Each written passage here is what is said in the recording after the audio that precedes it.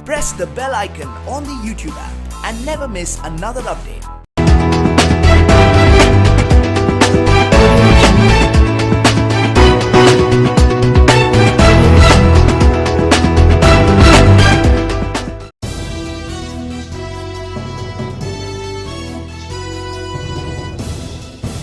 नमस्कार, नेताजी न्यूज़ पर आपका स्वागत है और आप देख रहे हैं चुनावी आंकड़े। और आज हम बात करेंगे मध्य प्रदेश की, जो कि भारतीय जनता पार्टी का गढ़ कहलाता है। और आज करीब 15 वर्षों से लगातार भाजपा यहाँ मुख्यमंत्री शिवराज सिंह चौहान के नेतृत्व में एक तरफा शासन कर रही है।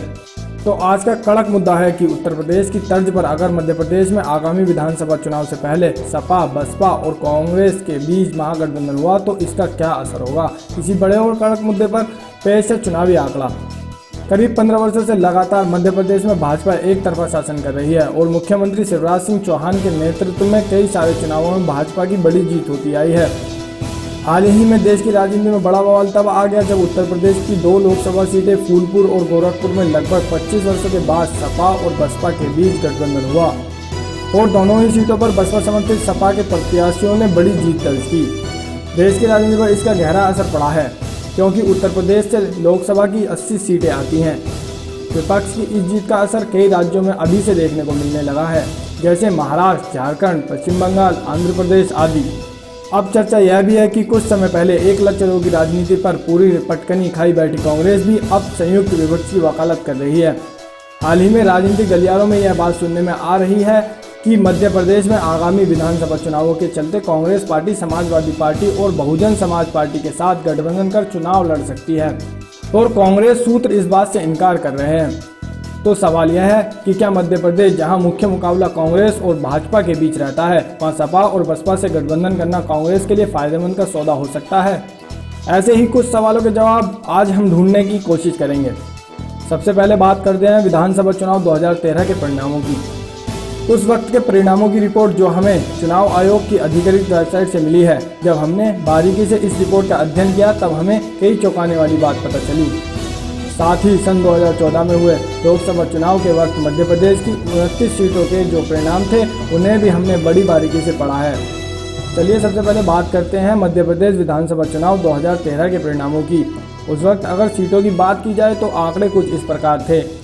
कांग्रेस के पास 58 सीटें, भाजपा ने 165 सीटों पर जीत दर्ज की थी। बहुजन समाज पार्टी को मिली थी 4 सीटें। सपा और गौड़वाड़ा गणतंत्र पार्टी 0 पर और अन्य के खाते में गई थी 3 विधानसभा सीटें। वहीं अगर बात की जाए मत प्रतिशत की तो सभी दलों का मत प्रतिशत कुछ इस प्रकार था। भाजपा को मिले थे 44.88% मत, कांग्रेस को मिले थे 36.38% मत, बसपा के हाथ लगे थे 6.29% मत, सपा के पास थे 1.20% मत और गौड़वाड़ा गणतंत्र पार्टी के हाथ लगे थे 1.00% मत। वहीं अगर बात करें कि पूरे प्रदेश में किस पार्टी को कितने वोट मिले थे तो आंकड़े कुछ यूँ हैं। कांग्रेस को मिले थे 1,23,253 मत, भाजपा को प्राप्त हुए थे 1,51,91,335 मत, बहुजन समाज पार्टी को मिले थे 21,28,333 मत, समाजवादी पार्टी के पास थे 4,04,853 मत और गौड़वाड़ा गणतंत्र पार्टी को मिले थे 3,38,678 मत। अब यहाँ कांग्रेस भाजपा से बेहद ज़्यादा पिछड़ती हुई दिख रही है, मगर जैसे ही हम बसपा, गौड़वाड़ा गणतंत्र पार्टी और सपा को मिले मत प्रतिशत और वोट कांग्रेस से जोड़ते हैं तो आंकड़े कुछ यूँ बदलते हैं। जब हमने कांग्रेस, बसपा, सपा और गौड़वाड़ा गणतंत्र पार्टी के मतों को जोड़ा तो कुल मत प्रतिशत हुआ 44.87% और दूसरी ओर भाजपा का मत प्रतिशत था 44.88%, यानी अंतर सिर्फ 0.01% का बचा, यानी कांटे का मुकाबला उस वक्त हो सकता था। अगर कांग्रेस, सपा, बसपा और गौड़वाड़ा गणतंत्र पार्टी एक साथ मिलकर चुनाव लड़ते तो वहीं अगर कुल प्राप्त मतों की संख्या को जोड़कर देखा जाए तो कांग्रेस, बसपा, सपा और गौड़वाड़ा गणतंत्र पार्टी के कुल मत होते हैं 1,51,87,117 मत और भाजपा को जो कुल मत प्राप्त हुए थे वो थे 1,51,91,335 मत, यानी यहाँ भी अंतर ना के बराबर बचा। तो विधानसभा चुनाव 2013 के आंकड़े ये साफ तौर पर फिलहाल दर्शा रहे हैं कि उस वक्त अगर सपा, बसपा, कांग्रेस और गौड़वाड़ा गणतंत्र पार्टी का गठबंधन होता तो भाजपा को बेहद तगड़ी चुनौती मिल सकती थी। जब हमने और गहरी रिसर्च की तो हमें पता चला कि मध्य प्रदेश में ग्वालियर, चंबल संभाग, बुंदेलखंड, विंध्य और बघेलखंड 4 ऐसे क्षेत्र हैं जहां बसपा को मिले वोट, और शहडोल और मंडला जैसे क्षेत्रों में गोंडवाना गणतंत्र पार्टी के वोट अगर कांग्रेस से जोड़कर देखे जाएं तो भाजपा के लिए मुश्किलें पैदा हो सकती हैं। इसका सबसे सीधा उदाहरण है कि चंद दिनों पहले शहडोल लोकसभा सीट पर हुआ उपचुनाव। तब कांग्रेस की ओर से हिमदरी दलबीर सिंह को टिकट मिला था, जिसका मुकाबला भाजपा के राज्य सरकार में मंत्री ज्ञान सिंह से था। भाजपा के ज्ञान सिंह इस चुनाव में तकरीबन 60,000 मतों से जीते थे, मगर चौंकाने वाली बात यह थी कि इन चुनावों में तीसरे प्रत्याशी गोंडवाना गणतंत्र पार्टी के प्रत्याशी हीरा सिंह मरकान को 56,000 से ज्यादा मत प्राप्त हुए थे और बहुजन समाजवादी पार्टी को 4,000, यानी यहाँ भी विपक्षी मतों के बिखराव से कांग्रेस को सीधा नुकसान हुआ। हमने सन 2013 के चुनाव के परिणामों में जब सपा, बसपा, कांग्रेस और गोंडवाना गणतंत्र के मतों को सीटों के आधार पर जोड़कर देखा तो यह पाया कि उस वक्त यह गठबंधन होता तो कांग्रेस द्वारा उस वक्त जीती गई 58 सीटों के अलावा इस गठबंधन को 40 से ज्यादा और सीटों पर फायदा मिल सकता था और तकरीबन 10 सीटों पर कांटे की टक्कर हो सकती थी। वहीं अगर बात की जाए लोकसभा चुनाव 2014 की, तो उस वक्त के जो आंकड़े हमने गहराई से तलाशे उसमें भी कई लोकसभा सीटें ऐसी सामने आई जहां कांग्रेस और बसपा का गठबंधन होता तो भाजपा के लिए चुनौती हो सकती थी। जैसे ग्वालियर लोकसभा सीट, जहां भाजपा के नरेंद्र सिंह तोमर तकरीबन 29,000 मतों से जीते थे और कांग्रेस के अशोक सिंह की हार हुई थी। मगर यहां गौर करने वाली बात यह रही कि बसपा ने यहां तकरीबन 70,000 मत काटे, जो कि हार जीत को प्रभावित करने के लिए काफी थे। कुछ ऐसा ही हाल रत्ना लोकसभा सीट का भी था, जहां भाजपा की जीत हुई और कांग्रेस के 57 नेता और मौजूदा प्रतिपक्ष अजय सिंह राहुल तकरीबन 9,000 मतों से हारे और इससे कुछ ही ज्यादा मत बसपा को प्राप्त हुए थे। वहीं अगर मुरैना लोकसभा सीट की बात करें तो यहाँ बसपा प्रत्याशी वृंदावन शिखरवार दूसरे और कांग्रेस तीसरे स्थान पर रही थी।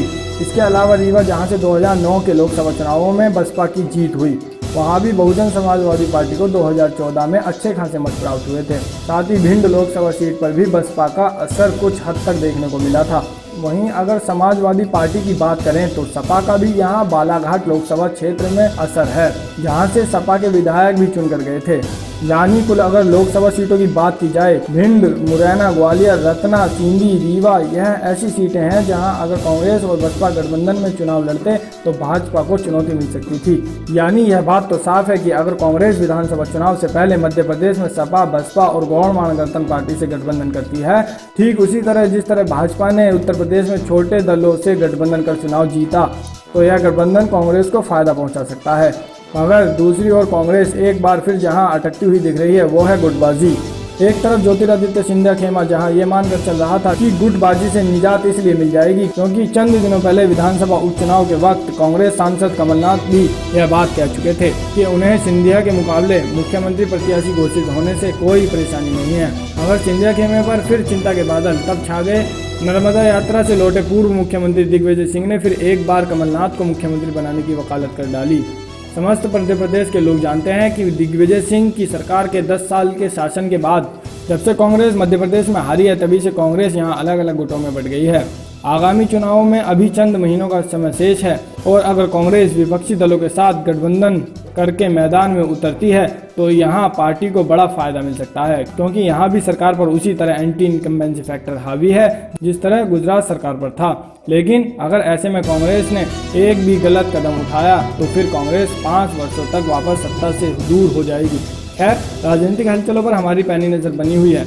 हमारे साथ बने रहने के धन्यवाद। आप देखते रहिए नेताजी न्यूज़।